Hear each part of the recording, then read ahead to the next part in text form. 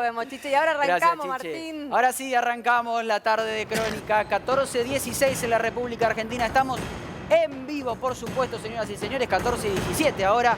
24 grados 3 décimas en la ciudad de Buenos Aires. Y ahora, atención. Filadelfia, el templo del horror. Los acusan de esclavizar a 100 fieles. Procesaron a 15 líderes. Chicos, cuidado que se escucha. Procesaron a 15 líderes de la secta. Explotación laboral, abuso sexual y apropiación de menores. Y acá estamos viendo imágenes de adentro del templo Filadelfia. Vos sabés de lo que te estamos hablando porque en este programa te lo hemos contado varias veces. Estamos hablando de una mujer, Eva Petrona Pereira, la tía Eva, que era la líder, la jefa de este templo del horror. ¿Y por qué lo llamamos templo del horror? ¿Por qué? Porque adentro había más de 100 fieles a los cuales esclavizaban, humillaban, abusaban sexualmente, los explotaban laboralmente.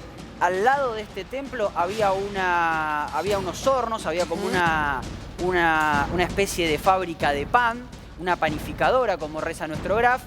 Y los esclavos, porque hay que llamarlos así, esclavos, salían a vender ese pan. El tema es que no les pagaban un sueldo por eso, sino que la retribución que ellos tenían por estar vendiendo 12 horas el pan en la calle eran golpes, insultos, gritos, violaciones, abusos sexuales, de todo tipo, e inclusive a una persona por decir que era gay, aparentemente le indujeron al suicidio. La verdad que todo tipo de vejaciones, ¿no? De este templo que estaba inscrito en el Registro Nacional de Cultos. Sin embargo, nadie supervisaba lo que ocurría allá adentro. Servidumbre, esclavitud. Claro, nenas que nacían en ese entorno y que terminaban después dándose cuenta cuando ya estaban entrando en la adolescencia que algo no estaba bien. Y con el tiempo se fueron formando en querellantes de esta causa que tiene varias personas, que tiene varias fojas en la justicia. Y la verdad que atrás una historia cinematográfica y con las imágenes ya nos podemos dar cuenta, Martín. Sí, exactamente. Y la noticia es que han embargado por 750 millones de pesos a los líderes y a los imputados en esta causa. ¿Por qué? Porque la justicia hizo un cálculo en base a la cantidad de años que estas personas fueron esclavizadas y el sueldo que podrían haber cobrado, algo parecido así como un lucro cesante. Es bastante novedoso el fallo en ese sentido, pero lo cierto es que embargaron por 750 millones de pesos a estas personas. Y lo increíble de todo esto es el modo de vida que tenía Eva Petrona Pereira, la tía Eva, que los hacía vivir a todos hacinados, los esclavizaba, prácticamente no les daba de comer, y ella vivía en una casa grande, en una casa muy importante, adentro de un country. Y ni hablar del campo de concentración, hay que decirlo así, es fuerte, un campo de concentración, un campo de torturas que tenía esta secta en el Partido de la Costa, más precisamente en Miramar, o por esa zona en realidad.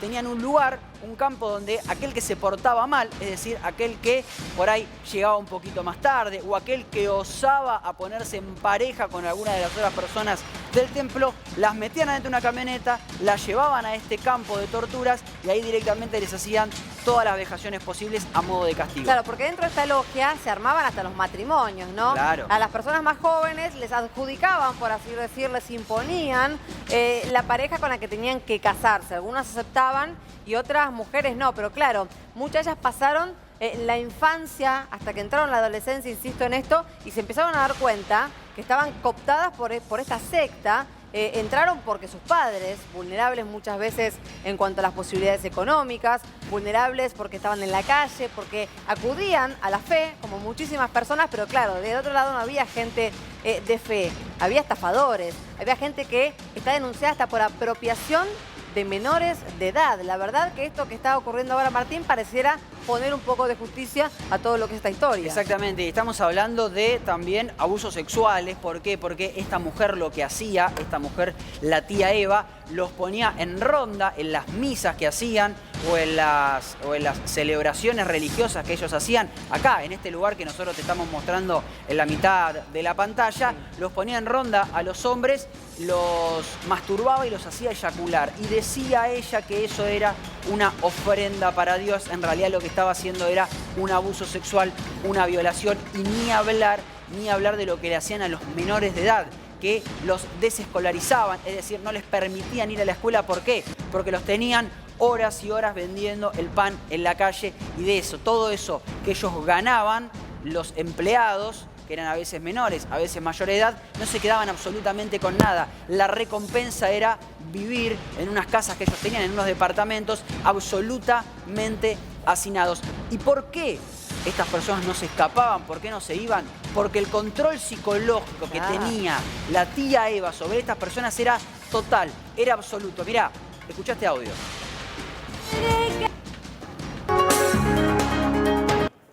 Esta de Mar del Plata, nombre de la... Sí. Yo vendí y con esa plata compré 2 departamentos a nombre de la... Bueno, yo quiero vender eso y lo que yo compré a nombre de esa... Sí. Yo quiero ponerle esto a nombre de la... Claro. Hola. ¿Qué tal? Bien, tía, bien. Acá tomando mate. Estuvo lindo el culto, dirigió lindo la comadre. Después vino un bolivianito, no sé, mire, no le entendía muy bien lo que me hablaba, pero dice, parecería que él se congregaba en un lado, pero ahora vino a trabajar acá, pero él quería dejar su diezmo. Y bueno, yo le dije, bueno, está bien. Así que le digo a la hermana, órele, le digo, porque dio el diezmo, vio, porque es nuevito y qué sé yo, por ahí no es otra iglesia. Y bueno.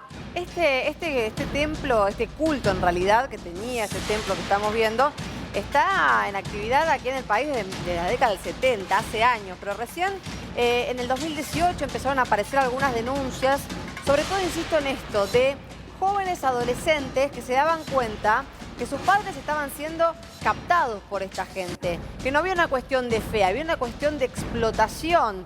Y es por eso que se empezó a gestar la denuncia, que termina con este allanamiento que se dio el año pasado, a fines del año pasado, y que terminó con la liberación de 69 personas que estaban dentro de este lugar, y en ese momento 7 detenidos. Además, varios allanamientos en el interior del país. Ahora le quiero dar, pasa el doctor Zucker, también lo quiero escuchar en esto con este tema porque es realmente gravísimo.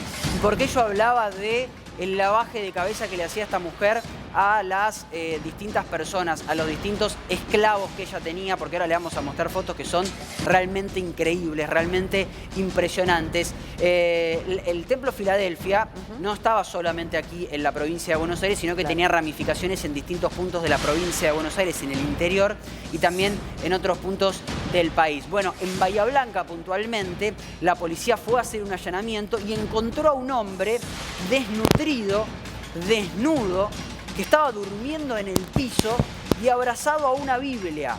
La justicia lo quiso rescatar, intentó rescatarlo, y el hombre no quería ser rescatado. Les repito, estaba desnudo, desnutrido, durmiendo en el piso, deshidratado, abrazado a una Biblia, y cuando la policía lo quiso rescatar dijo, no, yo sigo siendo fiel del Templo Filadelfia, yo sigo siendo fiel de la tía Eva. Así era el lavaje de cabeza que le hacían, el lavaje de cerebro que le hacían a estas personas, y por eso las tenían engañadas y por eso trabajaban a cambio de ¿qué? A cambio de ser golpeados. Doctor Zucker, buenas tardes. ¿Qué tal? ¿Qué ¿Cómo información están? tiene de esto que es realmente impresionante? Realmente, como bien vos lo decís, era una esclavitud total, no solo en lo laboral, que muy bien está este embargo y este fallo para reconocer todo el trabajo que hicieron estos esclavos, entre comillas, sino a nivel sexual, porque eran esclavos íntegros, las 24 horas. Cuando yo tuve la oportunidad de entrar a este lugar,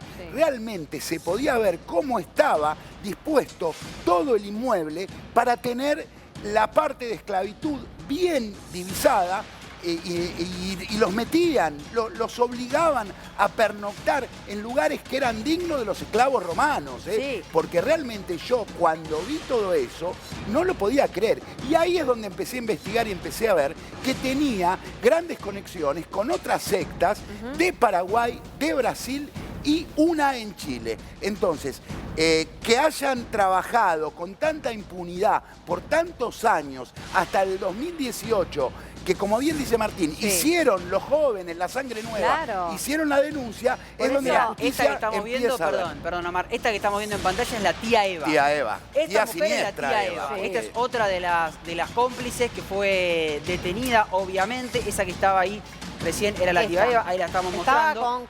en su momento con prisión domiciliaria, ¿verdad? Digo, Sí, por la edad.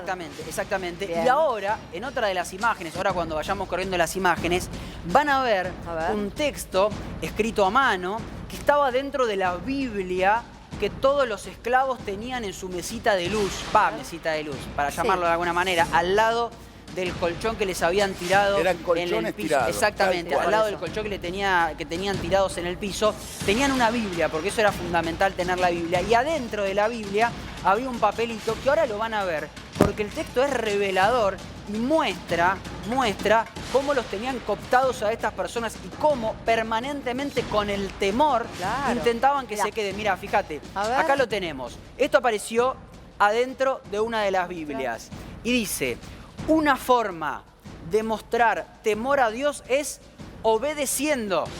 Ellos querían que los esclavos los obedezcan simplemente por el temor a Dios. Y sigue, Monse. Me gusta porque me muestra que es bueno que seamos probados y afligidos, porque eso nos lleva a buscar a Dios, a humillarnos delante de Dios. Dos Terrible. palabras acá: afligidos y humillados delante de Dios. O sea, ellos lo que están intentando inculcarles acá permanentemente, no solamente en este escrito a mano, es que ellos tenían que tenerle miedo a Dios. Claro. ¿Y quién era Dios para ellos? La tía Eva. A ¿Quién ver, era Dios para era la ellos? tía Eva, Dios era que la tía Eva. navegaba por el delta con un gran yate, que Claro. compraba campos y muebles y almorzaba todos los domingos en Puerto Madero. Claro, porque acá hay que aclarar algo. El problema no es la fe.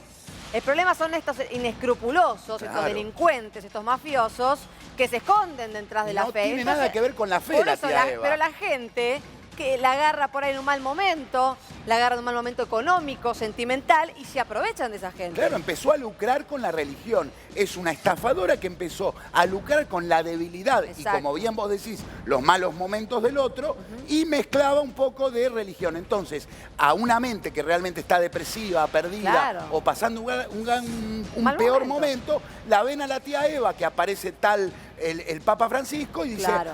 esta es la mujer que Mirá. nos va a mostrar la luz. Exacto. Y ella repetía una frase: ¿Cuál? yo les voy a mostrar la luz, chicos. Exactamente. Yo les voy a mostrar la luz. Y eso causaba en la gente que estaba sin rumbo prácticamente entregarse Era en un forma mantra, devota claro. al 100%. Acá hay algunas declaraciones que tenemos a las que pudimos acceder de personas que pudieron escapar Sí. de esta secta. No hay muchas que hayan podido escapar antes de todos los operativos, ahora sí fueron rescatados. Y dice esta persona, y escuchen atentamente: no estaba bien visto ir al colegio. Cuando mis hermanos fueron a vivir al discipulado, dejaron la escuela. Yo fui hasta los 11 años, hasta que me obligaron a abandonar, y también me puse a vender pan. Las reglas eran muy estrictas, dice esta persona. Si llegabas tarde de vender, Sí. si nos veían en la calle sin hacer nada, o si salíamos del templo sin permiso, hacían una reunión de jóvenes, así la llamaban, en donde nos leían un versículo de la Biblia que hablaba de desobediencia, y delante de todos debíamos soportar el castigo. ¿Cuál era el castigo? ¿Cuál? Golpes y cachetazos, además de humillaciones con insultos. Ella, por la tía Eva, nos decía que era la sierva de Dios, esto que decía recién Omar, y que él, Dios, hablaba a través de ella. Era la que le decía a la gente que debían vender su casa para entregársela al Señor, y la que los Bueno. convencía que debían servirlo. ¿Por qué? Porque para captar fieles, ella lo que le decía es: ustedes tienen que vender sus bienes, porque los bienes ya no les pertenecen. Ustedes Bueno. tienen que vender esa casa que tienen, porque ese dinero ya nos pertenece a todos nosotros, y ese dinero hay que dárselo a Dios para que todos podamos vivir en ¿Y qué comunidad. hacía la tía Eva además? Hacía esta fiesta del Señor. Tremendo. ¿Qué hacía? Convocaba a este templo que estaba en la zona oeste del conurbano bonaerense, porque no estamos hablando de otro país, no estamos hablando ni siquiera de otra provincia, estamos hablando aquí a metros de la capital federal. Y lo que hacía esta mujer era, claro, esto, ella venía a hablar en nombre de Dios, por eso digo que nada tenía que ver con la fe. Era una estafadora, como lo decía Zucker. Entonces, claro, le decía que se despojen de sus bienes, que empiecen a vender para poder llevar el dinero al templo y así en algún punto hacer feliz a Dios. Nada tenía que ver con esto. Quería agregar un Zucker. detalle. El Sí, artículo claro. 172, que es la estafa, te anuncia que tiene que haber un ardid, un engaño para indisponer del dinero a otro. Y justamente el ardid o el engaño era la creencia de que ella hablaba con Dios. Claro. Y la gente en su debilidad creía que hablaba con Dios. Y a la noche, Sí. cuando contabilizaba el dinero, ella decía que iba a tener las charlas con Dios. Se encerraba en su habitación, obviamente era contabilizar el dinero, Sí. y salía diciendo qué había dicho Dios del trabajo infantil que esta siniestra le hacía hacer a todos los Perdón, menores. ahora Monse va a dar Sí. otro dato que es importante, pero búsquenme por favor, Sí. que la tenemos la foto, estamos trabajando en vivo, obviamente nos va llegando información de la habitación de la tía Eva, porque les quiero marcar un detalle que es impresionante de lo que pasaba adentro de la habitación de la tía Eva, ¿sí, Monse? Este dato para decir que esta causa había comenzado en la Ayudantía Fiscal de Delitos Conexos de la Trata de Personas, pornografía infantil y grooming. ¿Por qué? Porque el hijo de una de estas personas que ya estaba esclavizada hacía tiempo fue la que prendió la alarma y se acercó a denunciar esto para que el Ministerio Público Fiscal finalmente avance en algo que terminó, insistimos, con 69 personas liberadas de la esclavitud, literalmente. Exactamente, acá hubo un gran trabajo cuando la justicia actúa mal, lo decimos, y cuando la justicia actúa bien también. Hubo un gran trabajo del fiscal Santiago Markevich y también del juez Barral, juez que ya no está más en la causa porque ahora ascendió a camarista, pero acá hubo un gran trabajo de la justicia. Ahora fíjense esta foto, por favor. A ver. Esta foto es la habitación, es del interior de la habitación Suntuosa. de la tía Eva. Ahora fíjense un detalle, acá hay como una especie de cesto de mimbre, Sí. abajo, ahí está tapado por el gras, pero acá lo voy a poder marcar.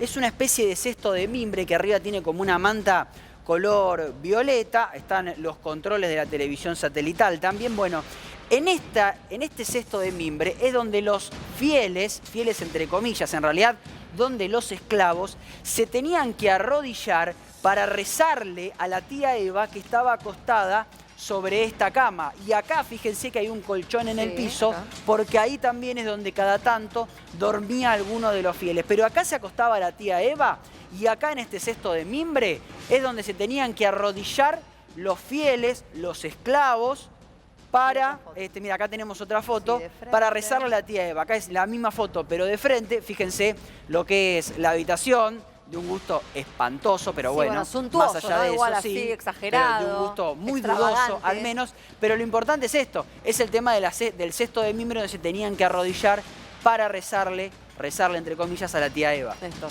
No, digo, pensaba en la historia de las sectas en la Argentina. Sí. Y vos hablaste en un momento del rescate de las víctimas. Son víctimas que no quieren Sí. ser rescatadas. Claro, no, eso es bueno, tremendo. lo dijo Eso es él. tremendo. Eso es Claro. Ese tremendo. fue el gran trabajo, como dice Néstor, que hizo el cuerpo médico forense Claro. en esta causa, porque no querían declarar, no querían ser rescatados. Lamentablemente tenían tan lavado el cerebro. Claro, bueno, por eso, pero los tienen que rescatar, por eso al menos de la situación física. Después la situación mental, lamentablemente, es un trabajo de años. Claro. Bueno, le quiero dar, y A ahora ver. tenemos una comunicación telefónica importante con respecto a esto, pero le quiero dar un dato más con respecto a el campo en Miramar, A un ver. campo de tortura, porque a veces en toda esta vorágine que les estamos contando, no entendemos, o por lo menos dejamos pasar por alto que había un campo de torturas.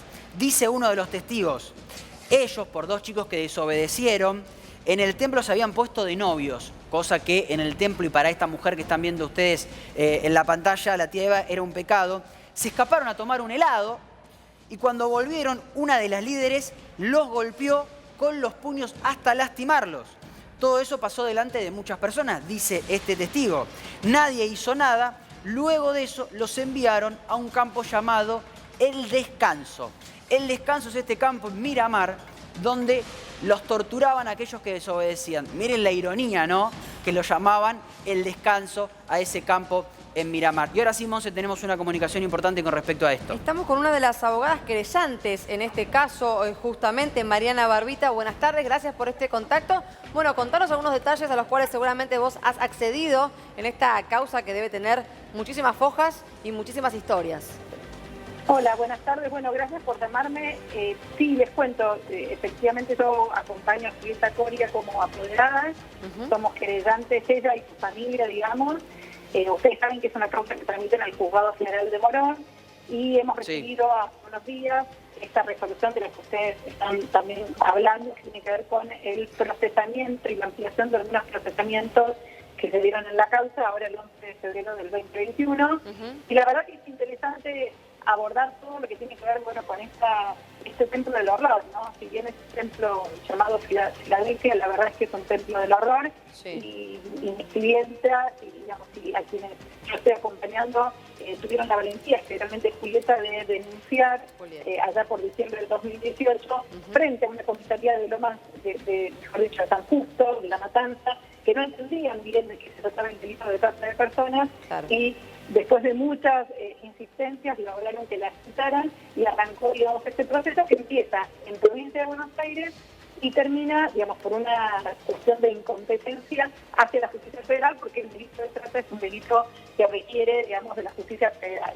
Es un caso, obviamente, muy complejo, muy sensible. Esta es una organización desde la década del 70 que justamente se ocupaba de captar gente para después utilizarla como mecanismo de esta explotación laboral, ¿no? Eran niños, niñas, adolescentes y adultos que eran captados desde la religión, desde la supuesta religión, para luego ser obligados y obligadas a trabajar, ¿no? En una panificadora. Así que ahora, este caso realmente es importante que los medios también lo sigan, porque esto tiene que ver con contar a la sociedad lo que significa el delito de trata. Doctora, es realmente impresionante lo que está contando. Se escucha un poco entrecortado, pero vamos a volver a llamarla para retomar la comunicación, porque realmente es interesante su testimonio, porque obviamente usted está del lado de las víctimas y usted conoce partes del expediente que son realmente importantísimos. Enseguida la volvemos a llamar. Pero otro aspecto increíble que tiene todo esto, que recién lo comentábamos, pero que a veces pasa desapercibido, es que uno pensaría que las personas captadas son por lo general personas muy vulnerables desde lo económico, que los llevan y les dan un lugar para vivir a cambio de que vendan pan por muchísima cantidad de horas y eran maltratados. Bueno, no era tan así. No todas las personas que terminaban siendo esclavos eran personas en estado de vulnerabilidad económico. A veces eran personas que hasta tenían su propia casa, que tenían sus vehículos, que tenían sus bienes inmuebles, y esta mujer, a través de la fe, entre comillas, los terminaba convenciendo, les enjuagaba la cabeza de tal manera que los convencía para que vendan esas propiedades porque ya no les pertenecían, porque ya eran parte de Dios, porque Dios no quiere que vos tengas cosas tuyas y Dios quiere que todo sea de todos. Entonces los hacía vender esas propiedades y se las terminaban entregando el dinero a la tía Eva, y ese dinero obviamente nunca se repartía, sino quedaba, Omar, para todas las personas que formaban parte de esta verdadera asociación ilícita. Exactamente, y te voy a dar un detalle. Vos sabés que formaban células donde cada célula de dirigentes de esta organización criminal lo que hacía cumplía una función. Una célula manejaba psicológicamente a las víctimas. Otra célula, antes de tomarlos como víctimas y supuestos fieles, los analizaban económicamente. Y otra célula que hasta se encargó de pedir autorización en el Ministerio de Relaciones y Culto, que se lo negaron, se ocupaba de lo jurídico. O sea, era una verdadera organización mafiosa, criminal y perversa. Sin duda. Porque no solo lo económico, sino también tanta impunidad aseguró que esta mujer haya soltado todas sus perversidades. Es tal esta lavada de cabeza que se le hace a esta gente, insistimos, en nombre de la fe, pero nada tiene que ver con la fe. Esto no es contra la religión, es contra quienes se aprovechan de la religión, como la tía Eva, que no actuaba sola la tía Eva. Pero Julieta, quien fue nombrada recién por Mariana, por la abogada, es la que impulsó esta causa. Y ella llegó junto con sus 6 hermanos allá por la década, por el año 2000, con la crisis del 2000. Porque siempre sabemos que las crisis que empobrecen más a la gente, que la dejan más expuesta y más vulnerable, son el momento donde estas sectas proliferan, justamente. ¿Por qué? Porque la gente está mal, no tiene plata, está mal anímicamente y obviamente, Omar, se aprovechan de esto. Empieza el vicio, el vicio mental, el vicio psicológico, o sea, viciar, absorber la mente del otro. Y, a ver, claramente es un delito. Sí, claro. Esta mujer tiene varios delitos en concurrencia que ahora va a tener que afrontar a la justicia, Sí. pero realmente hay muchas más de estas sectas que no se dan a la luz y que se tendrían que investigar. O sea, tiene que haber, a mi entender, como hay en otros países del mundo, una parte de la policía dedicada específicamente a manejar esto, porque como dice Néstor, las víctimas no quieren ser rescatadas. Claro. Y al no querer ser rescatadas, No complica denuncian. mucho Ahora- que la justicia investigue y entre en esta organización. ¿Cuál era el fin de todo esto? A ver. ¿Cuál era el fin de todo Que la esto? tía Eva El- se enriquezca. El fin económico, por Claro. supuesto. Económico. Y les voy a dar un detalle. La tía Eva cobraba una pensión por ser jubilada. Cobraba una pensión del ANSES. Es más, todos los días 10 la tía Eva iba y cobraba su pensión del ANSES. Pero ¿saben qué tenía además de la pensión la tía Eva? ¿Qué? Le vamos a explicar por qué no necesitaba la pensión la tía Eva. Tenía. Porque se había comprado una casa de fin de semana en un country, en un barrio privado llamado La Bequerencia Farm Club. Como verán, tenemos información de todo, tenemos documento de todo. Se trata de un country ubicado en el kilómetro 129 de la ruta 41, cerca de San Miguel del Monte. Se trata de un complejo que cuenta con 2.150 hectáreas, en las que hay obviamente canchas para hacer equitación, canchas o no, espacios para hacer equitación, jugar al golf, al polo. En ese lugar adquirió esta chacra, que es la chacra número 16, la de la tía Eva tiene 3 hectáreas. Recordemos que estamos hablando de La Bequerencia Farm Club. Ese es el nombre del country donde la tía Eva compró con la plata de los fieles, con la plata de los esclavos, compró esta lujosa casa en el country que tiene un valor de $500.000. 500.000 Mientras dólares. la tía Eva iba todos los días y cobraba la pensión del ANSES, como vos seguramente que estás del otro lado, bueno, gracias a todo lo que robaron, se terminó comprando una casa en un country por $500.000. Pero en realidad esos $500.000 no habían salido más que del trabajo y el sudor de los esclavos. Y también bienes. de esos Y de bienes, los bueno, bienes, por claro. eso mismo, también de esos bienes, pero que eran cooptados por la secta gracias al miedo. Gracias a que le hacían laburar, por ejemplo, 12 horas vendiendo pan, y si no podían llegar a venderlo, bueno, le decían que tenían que pagarlo, si es que tenían esos bienes, con un auto, con una vivienda, con un título de propiedad. Y ahí fue haciendo un trabajo de hormiga la tía Eva, pero que no actuó sola.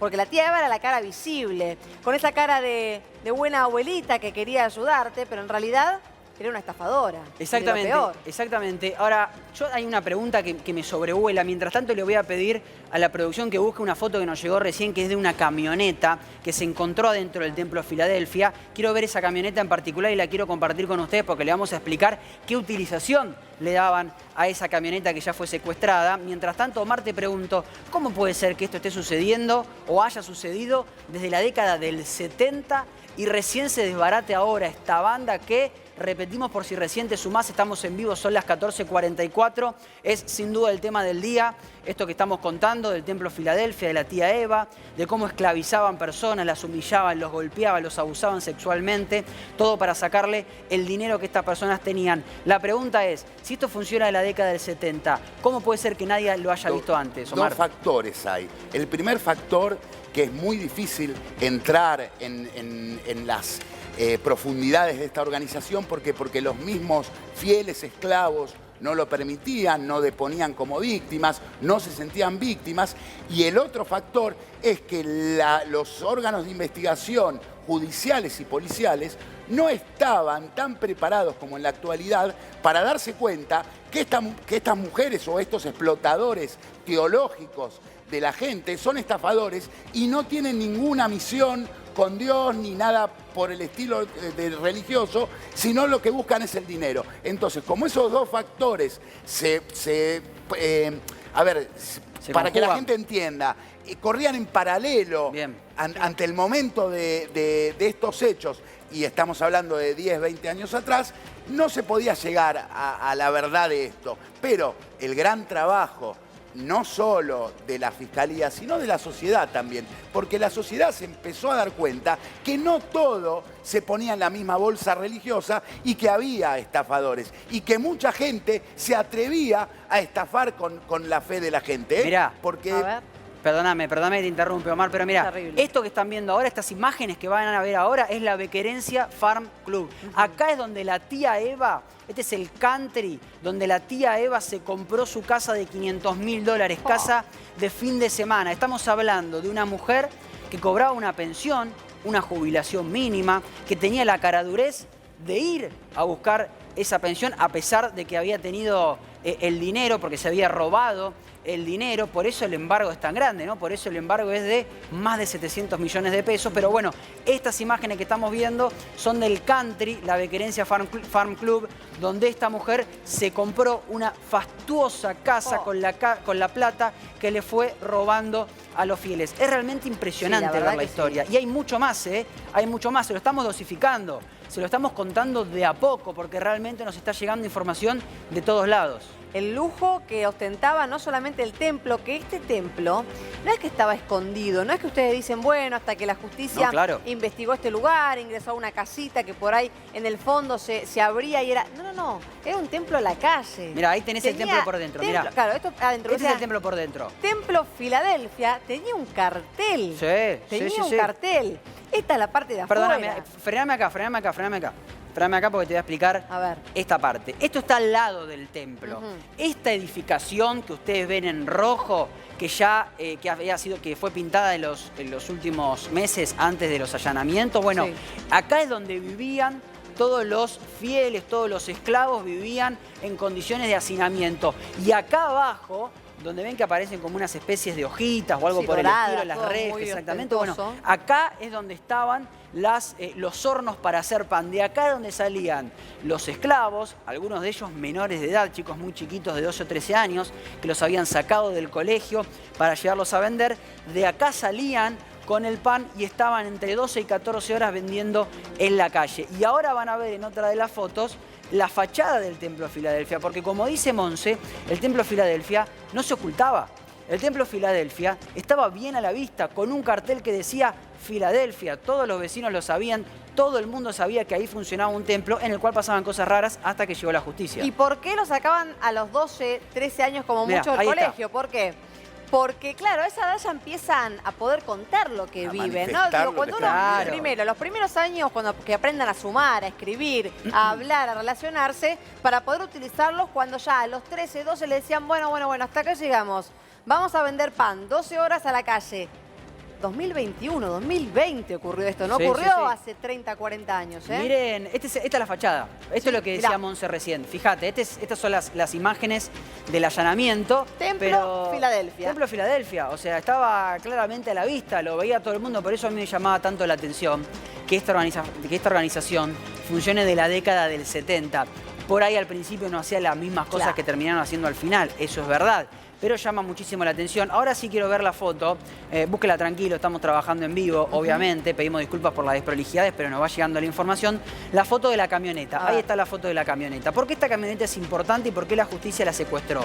La secuestró obviamente porque estaba en el garage del templo, pero según lo que indican los testigos, las víctimas que declararon ante la justicia que en este caso trabajó muy bien, lo quiero remarcar, trabajó realmente muy bien, empezando por la fiscal Patricia Ochoa, fiscal general de La Matanza, luego pasó a ser un delito federal cuando siguieron investigando y siguió trabajando el fiscal Markevich. Adentro de esta camioneta, en la caja, en la parte de atrás de la camioneta, cargaban a los castigados, cargaban a las personas que se habían portado mal. ¿Y a dónde los llevaban? Al descanso, a este campo que yo les contaba, que queda en Miramar. Es decir, vos te portabas mal, ¿qué era portarse mal? Ir a tomar un helado era portarse mal, llegar tarde de vender el pan era portarse mal, ponerse de novio o tener algún tipo de relación con otra persona era portarse mal. Bueno, los cargaban adentro de esa camioneta, los llevaban hasta Miramar y en Miramar sucedían las peores atrocidades que se puedan imaginar porque era literalmente un campo de tortura.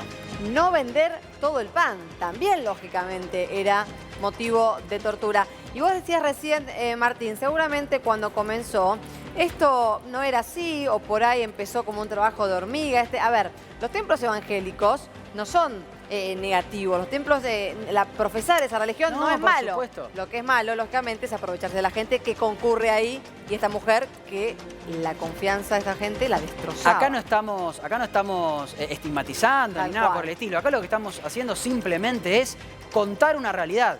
Contar la realidad de este templo. Hay muchísimos templos que obviamente funcionan perfectamente, la mayoría. Pero en este templo particular pasaban las atrocidades que les acabamos de contar y en un ratito le vamos a contar más detalles porque tenemos más documentos